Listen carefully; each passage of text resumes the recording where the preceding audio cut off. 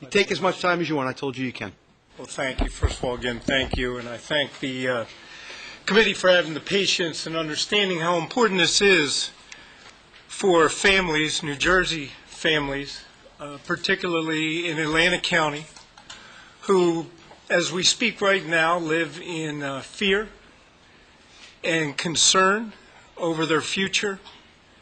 They've seen convenience gaming already cannibalize the market in Atlantic City, and they're confused. They look at Trenton and they say, this is the only place where logic gets suspended for fantasy. And the latest fantasy that's being proposed is, yes, we know that there are 4 studies, and all of those studies indicate that the state of New Jersey will generate less revenue by building 2 new casinos.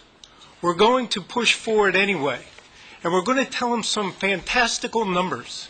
We're going to just make up that it's going to generate $1 billion. And you say, well, what do you base that upon? And they say, doesn't matter. We have to do something, and we have to act quickly. So you then say to them, what's your theory? And they say, well, in this market where Delaware is stealing our business, and Pennsylvania is stealing our business, and convenience gaming is costing us, the way we're going to solve the oversaturated market is we're going to build more. And you say, well, the demand is down, and you're going to add to the supply, and all the studies show that the supply is made up of those people who go to Atlantic City within your own state. That's not me talking. This is me basing it off of facts and studies that have been performed.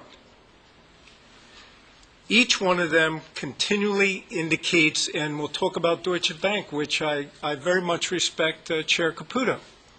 But he said, we have a study, we have Deutsche Bank. He said, they say that we will generate $500 million.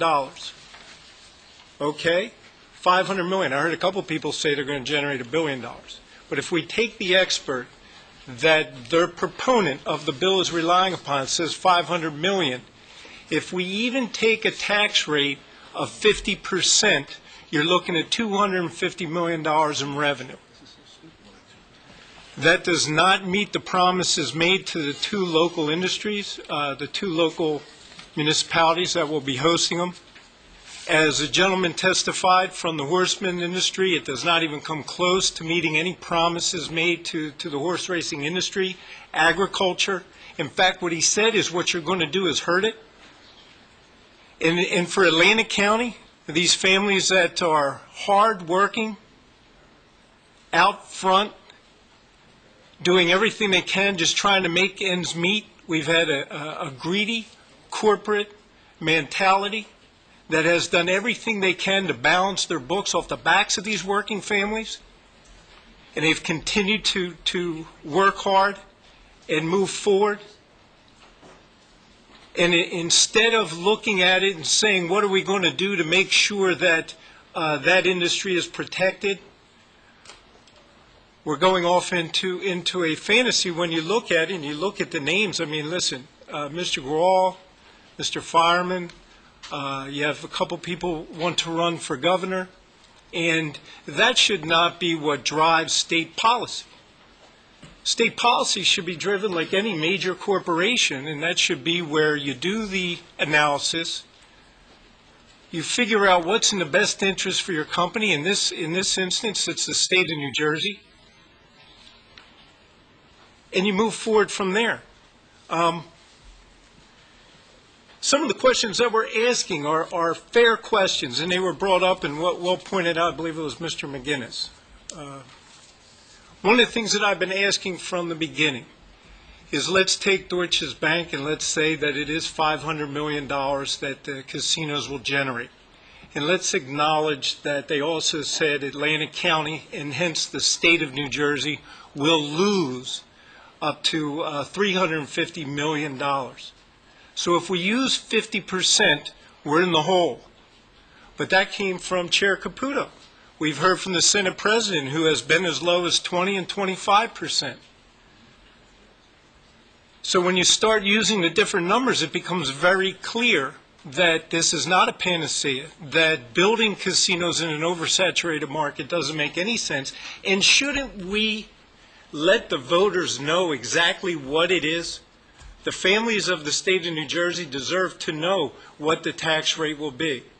I agree, they deserve to know who's going to pay for the infrastructure to the road system. Is it going to be the state? And if so, how much is that going to cost? They deserve to know, here's the amount of money that we anticipate bringing in so that we can continue to fund for our seniors, for our disabled. Those aren't tough questions. Those are the beginning of the process.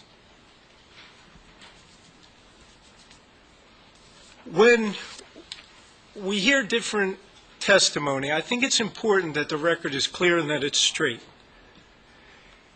You know, I believe it was Ben Franklin said, you're entitled to your own opinions, but you're not entitled to your own facts. And when somebody says that Atlantic County and those families have been given 5 years, that's an opinion. The fact is that from the time the legislation was passed, it took 3 years to implement it. By the 4th year, Chair Caputo and others were holding hearings in the Meadowlands for a North Jersey casino. And for those who don't think that that will have an effect and cause uncertainty in the market, I would remind everybody that in July of 2012, when they held that hearing in the Meadowlands, Hard Rock was considering and publicly announced opening a boutique casino in Atlantic City. After that, and now in September, 2012, they made an announcement that they're opening at the Hard Rock in the Meadowlands. So if you're saying we're giving Atlantic City 5 years, you take 3 years to implement it, and then within a year that it's begun, you take one of the casinos that was planning on opening there and bring it up to North Jersey to make an announcement, that's simply not fair and misleading. And people have a right to know the truth. I would also say to you that when you set it on a 5-year plan, it's doomed for failure from the beginning because business people and those who invest large amounts of money want certainty. And if they don't know that in 5 years you're going to continue this model and they're going to put 50, 40, $100 million in investment in a non-gaming attraction, they want to know whether they're going to lose 45% of the gaming market and those who come to Atlantic City to gamble before they put the money in. Now, Las Vegas had it right. Las Vegas understood that competitive gaming is going to hurt their economy, that they can no longer rely solely upon gaming revenue. And when they had that revelation, they were receiving approximately 70% of the revenue from gaming activities, 30% from non-gaming.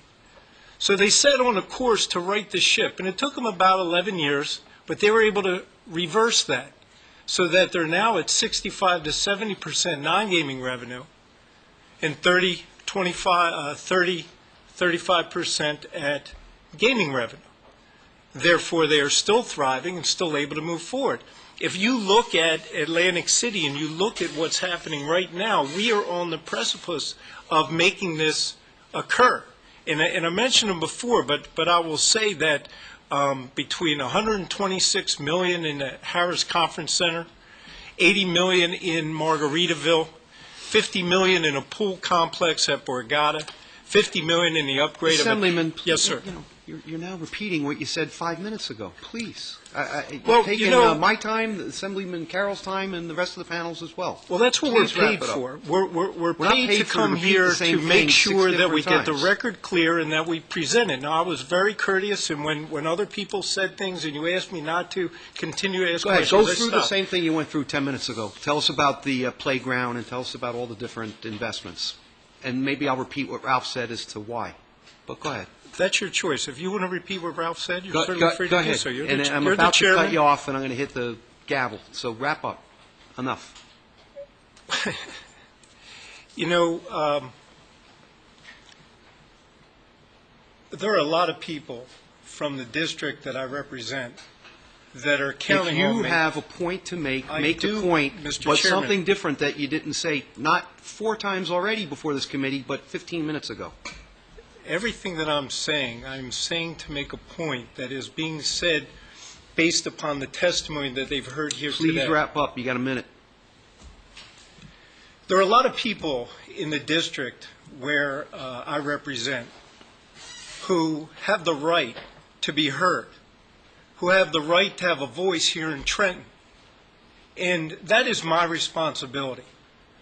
It's my responsibility to speak on behalf of the families who are unemployed. You know, we hold up right now, on Monday, there's over 16 pages of over 200 homes in foreclosure right now as we speak. Well, so this is the first we're hearing this. There's a high foreclosure rate in Atlantic City?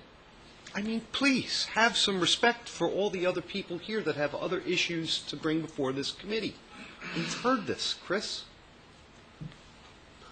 And so I will continue to point out and simply be an advocate for those families during a working time and that deserve to be able to be heard. And I will continue to point out that if we look at what Atlantic City has done for the rest of the state, it's generated nearly $10 billion in tax revenue for the state of New Jersey over the last 40 years. $10 billion. And when the casino referendum was passed, it was passed for a noble reason, and that was for the urban redevelopment of Atlantic City. That was because the state of New Jersey looked and it saw that in South Jersey the unemployment was per capita much higher. It saw that the same thing we're dealing with now was going on back then in the early 70s. And so what they did is they said, we'll take this experiment, we'll allow the vice to come into the state of New Jersey, but the money's not going to be used for our general fund as a panacea. It's supposed to be used to reinvest and redevelop Atlantic City.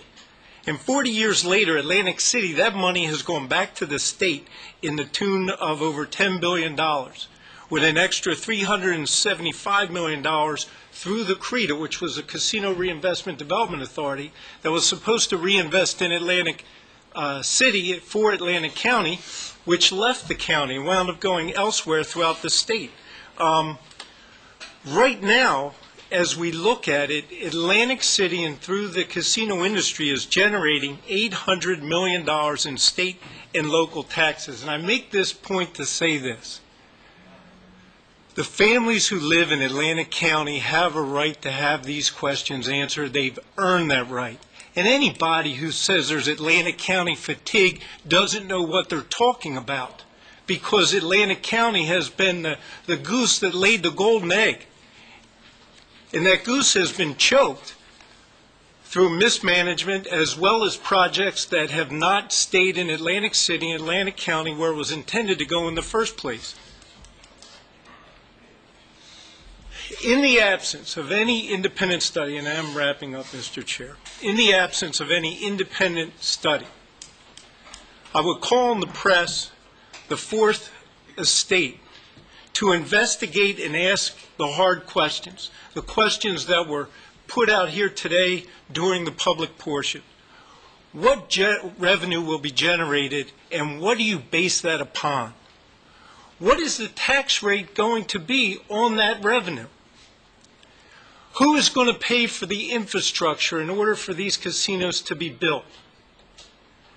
How is that money that you're earmarking for Atlantic City actually going to help Atlantic City?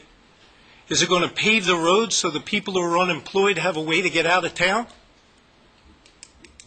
How is it going to make up for the 15,000 lost jobs? Those are fair questions, and they're not being answered. And they should be answered before it's given to the public on a referendum, because the whole point of the public discussion and the whole point of the referendum is so that our families can make an intelligent decision, can understand exactly what it is that they're voting on and why they're voting for it. So I appreciate it, Mr. Chairman. If anyone feels that they've had to stay too long because I advocated on behalf of the families in Atlantic All right, County. save us the sanctimony. I Are you appreciate finished? it. That is all. Thanks. Thank you, Mr. Chairman.